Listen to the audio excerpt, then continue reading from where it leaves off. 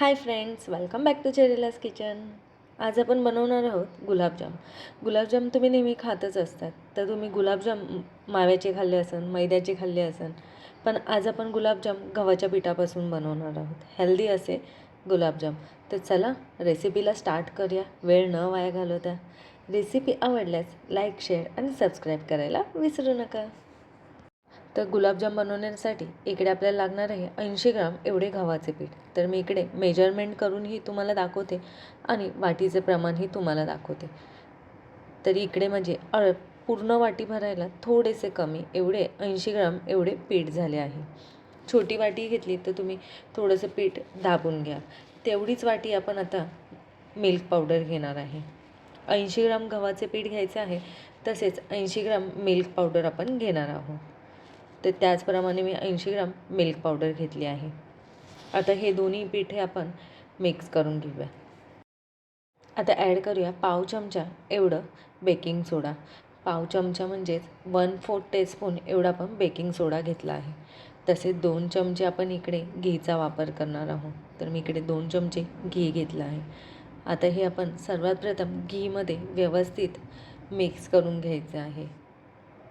अशा प्रकारे आपल्याला घीमध्येच पूर्ण पीठ व्यवस्थित मिक्स करून घ्यायचे आहे. पिठामध्ये घी पूर्ण मिक्स झाला आहे. आता आपण पीठ मळूया. यासाठी मी आज दूधच वापरणार आहे.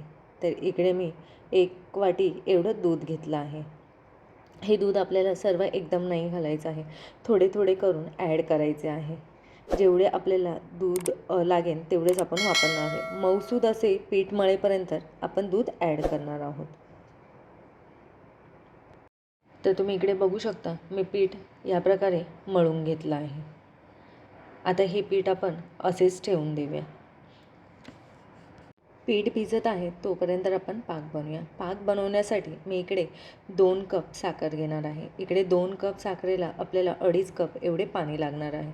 इकडे मी कप घेतला आहे. तुम्ही ज्या वाटीने साखर मेजरमेंट करणार त्याच वाटीने तुम्हाला पाणी घ्यायचे आहे. 2 वाट्या साखर तर 2.5 वाटे पाणी घ्यायचं आहे. आता यामध्येच ॲड करूया 2 वेलची, थोडेसे केसर. आता आपण याला लो टू मिडियम गॅसवर असेच सतत हलवत राहूया जोपर्यंत साखर वितळत नाही आहे. साखर चिकट होईपर्यंतच आपल्याला पाक बनवून घ्यायचा आहे. 1 तारी किंवा 2 तारी पाक आपल्याला बनवायचा नाही आहे. गुलाबजामचा पाक हा थोडासा पातळच असतो, त्यामुळे इकडे आपण खूप घट्ट असा पाक नाही बनवणार आहोत. तर तुम्ही बघू शकता इकडे या प्रकारे चिकट झाला पाहिजे, म्हणजेच आपला पाक रेडी झाला आहे. पाकही रेडी झाला आहे. गुलाबजाम तळण्यासाठी आपण तेलही गरम करत ठेवूया आणि आपण आता गुलाबजाम बनवूया. तर इकडे आपले पीठही व्यवस्थित भिजले आहे. हे पीठ आपण हलक्या हाताने मळून घेणार आहे. तर तुम्ही इकडे बघू शकता पीठ थोडे घट्ट झाले आहे. तर यामध्ये 2 ते 3 चमचे आपण दूध ॲड करूया. दूध ॲड करून हे आपल्याला परत मऊसूद असे मळून घ्यायचे आहे. गुलाबजामला काही क्रॅक्स येणार नाही, त्यामुळे हे पीठ आपल्याला मऊसूद असे मळून घ्यायचे आहे. पीठ मऊसूद असेल तर गुलाबजामही आपले खूप सॉफ्ट होतील. त्यामुळे इकडे आपण परत एकदा पीठ मळून घेऊया. इकडे माझे पीठ मळून झाले आहे. आता आपण गुलाबजाम बनवूया. गुलाबजाम तुम्ही तुमच्या आवडीनुसार गोल, लांबट असे बनवू शकता. तुमच्या आवडीनुसार तुम्ही शेप देऊ शकता. गुलाबजाम बनवताना पीठ थोडेसे हातावर असे मळून घ्यायचे आहे आणि मग आपण गुलाबजाम बनवूया. तर इकडे मी गोळा घेऊन पीठ कशा प्रकारे हातावर मळत आहे इकडे तुम्ही बघू शकता. तर मी आज लांबट असेच गुलाबजाम बनवणार आहे, गोल नाही. तर मी याप्रमाणे बनवून घेतले आहे व बाकीचे गुलाबजाम मी बनवून घेते. गुलाबजाम रेडी झाले आहे. आता आपण गुलाबजाम तळून घेऊया. गुलाबजाम तळण्यासाठी तेल आपल्याला एकदम जास्त गरम नाही पाहिजे. आपण एकदा तेलाचं टेम्परेचरही चेक करून घेऊया. तर मी यामध्ये गोळा टाकला आहे आणि तुम्ही बघू शकता एकदम हलक्या अशा बुडबुड्या यायला लागल्या आहेत. म्हणजे इकडे तेल आपले खूप जास्त गरम नाही आहे, मीडियम असे गरम आहे. आपण बाकीचेही गुलाबजाम तळून घेऊया. गुलाबजाम तळताना नेहमी लो गॅसवरच आपल्याला स्टार्टिंगला गुलाबजाम तळून घ्यायचा आहे. फास्ट गॅसवर आपण जर गुलाबजाम तळले तर गुलाबजाम बाहेरनं तर लगेच कलर येतो, पण ते आतनं तळल्या जात नाही. यासाठी आपण गुलाबजाम नेहमी स्लो गॅसवर तळायचे आहे व याला छोट्या चमच्याने असे मध्ये मध्ये हलवत राहायचे आहे, जेणेकरून ते सर्व साईडने व आतूनही व्यवस्थित तळल्या जातील.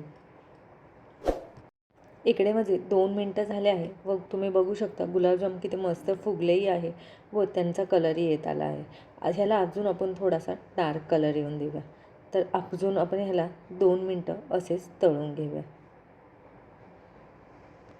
तर तुम्ही इकडे बघू शकता गुलाबजामला किती मस्त असा कलर आला आहे. आता इकडे आपले गुलाबजामही फ्राय झाले आहेत.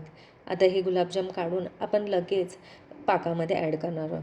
इकडे आपला पाक थोडा गरम पाहिजे. जर पाक थंड झाला असेल तर तुम्ही थोडा गरम करून घ्या. गुलाबजाम थोडं गरम पाकामध्येच आपल्याला भिजवायचे आहेत. आता आपण बाकीचेही गुलाबजाम बनवून घेऊया. गुलाबजाम मी अर्धा 1 तास असेच पाकामध्ये ठेवले होते. तर इकडे आपले गुलाबजाम मस्त भिजलेही आहेत. आता आपण सर्व करूया. तर हे गुलाबजाम आपले खाण्यासाठी रेडी आहेत. हे गुलाबजाम घरी नक्की ट्राय करा आणि मला कमेंट करूनही नक्की सांगा गव्हाच्या पिठाचे गुलाबजाम तुमचे कसे झाले आहेत ते.